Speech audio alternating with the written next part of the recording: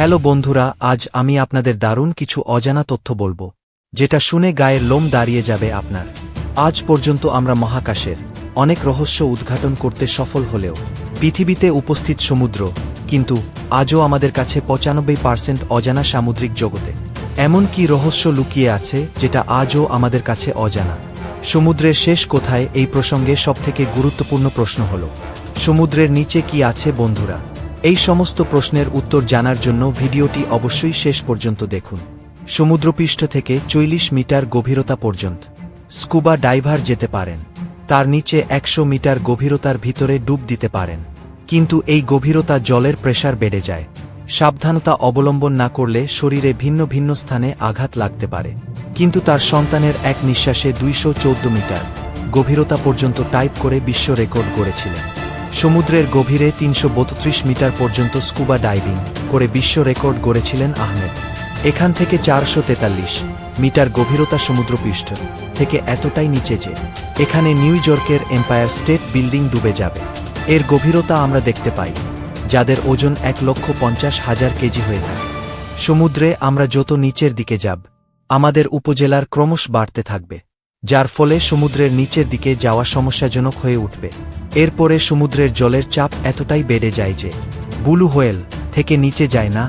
অন্যদিকে সমুদ্রে American sure submarine 500 metre নিচে যেতে পারে না। তারপরে 535 মিটার নিচে সারিবদ্ধ পেঙ্গুইন সমুদ্রে এক নিঃশ্বাসে 20 মিনিট পর্যন্ত ডুব দিতে পারেন। তাদের এই চাপটাকে সহ্য করতে পারে সমুদ্র গভীর 130 মিটার নিচে ডুবে যেতে পারে। তারপর 1000 মিটার নিচে গেলে এসকে আরিয়ান শুরু হয়ে যায়। এখানে কোনো রকম আলো পৌঁছায় না। এর জন্যে চাকরিটা পাওয়া যায় এর থেকে নিচে 82 মিটার গভীরতা। এটেল দেখতে পাওয়া যায়। এরা অনেক বড় কচ্ছপ, যাদের ওজন 7 কেজি পর্যন্ত হয়ে থাকে।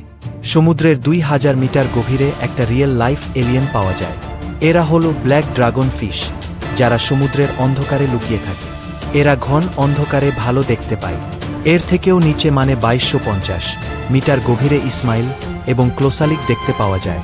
14 মিটার লম্বা হয়ে থাকে এবং এদের ওজন 750 কেজি পর্যন্ত হয়ে থাকে। এদের একটা চোখ খাবারের থালার মতো বড় হয়।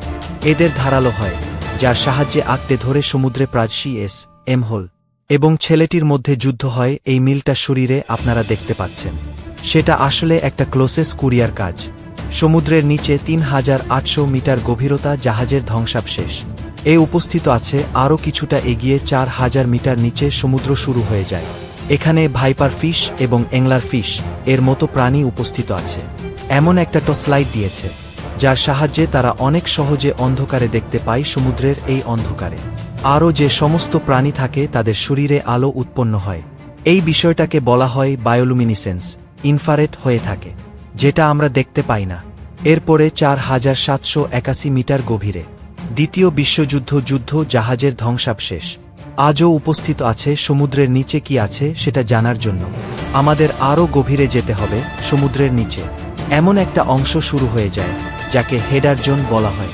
কোনো মানুষের উপরে জাম্বো জেট রাখলে যেমন চাপ সৃষ্টি হয়, এখানে জলের চাপ ঠিক ততটাই থাকে। এর নিচে 6500 মিটার গভীরে আমেরিকার নেভি রিসার্চ সাবমেরিন যেতে পারে।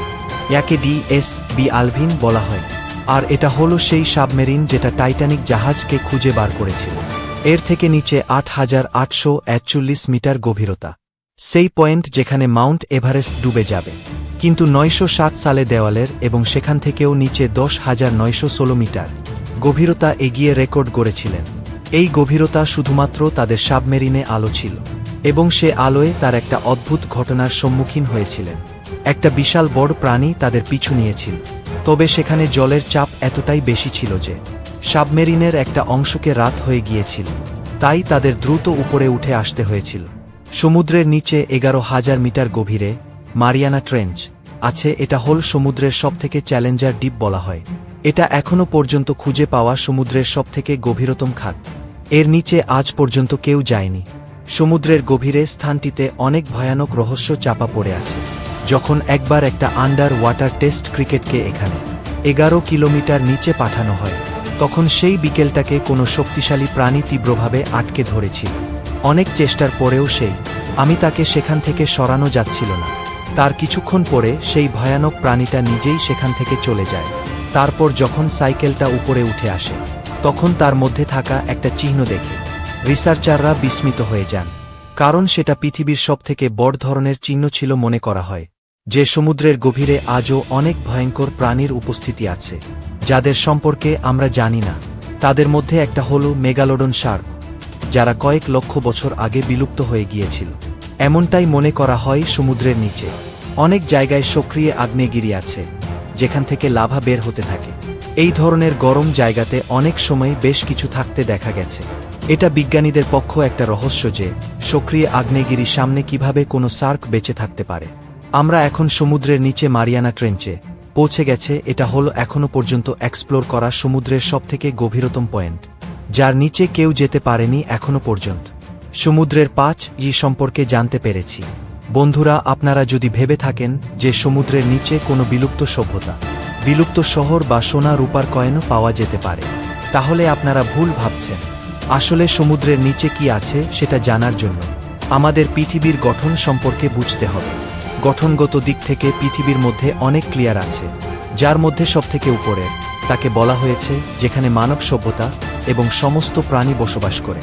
এছাড়া 5 থেকে 10 কিলোমিটার পুরো, তারপর গুরুমণ্ডল শুরু হয়ে যায় শিলামণ্ডলের 1 কিলোমিটার গভীরতা। কত সম্পদ পাওয়া যায় লক্ষ লক্ষ বছর আগে, যখন একবার সামুদ্রিক প্রাণী মারা গিয়েছিল।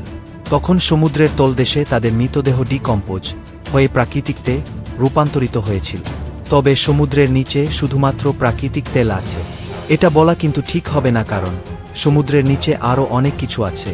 এটা শুনলে হয়তো আপনাদের অদ্ভুত মনে হতে পারে, তবে এটা সত্যি যে সমুদ্রের নিচে নদী আছে। বন্ধুরা, নিচে কি আছে সেটা অনুসন্ধানের জন্য বিজ্ঞানীরা দীর্ঘদিন ধরে গবেষণা করছিলেন। তখন বিজ্ঞানীরা মেক্সিকো সমুদ্রের নিচে একটা নদী খুঁজে পান। এই নদী ওই নদীর জল পান করার উপযুক্ত নয়।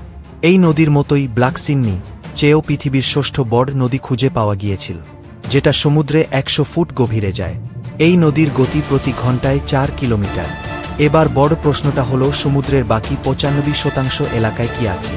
বন্ধুরা, সমুদ্রের নিচে কি আছে সেটা সমুদ্রের অজানা 95%-এর ওপরে আছে। আপনারা তো জানেন যে এখনো পর্যন্ত আমরা সমুদ্রে মাত্র 5 সম্পর্কে জানতে পেরেছি। তাই বর্তমানে সামুদ্রিক জগৎও আমাদের কাছে রহস্যময় থাকবে। বন্ধুরা, আপনাদের কি মনে হয় সমুদ্রের এই 95% এলাকায় কি থাকতে পারে? আপনার মতামত আমাকে কমেন্ট করে জানান।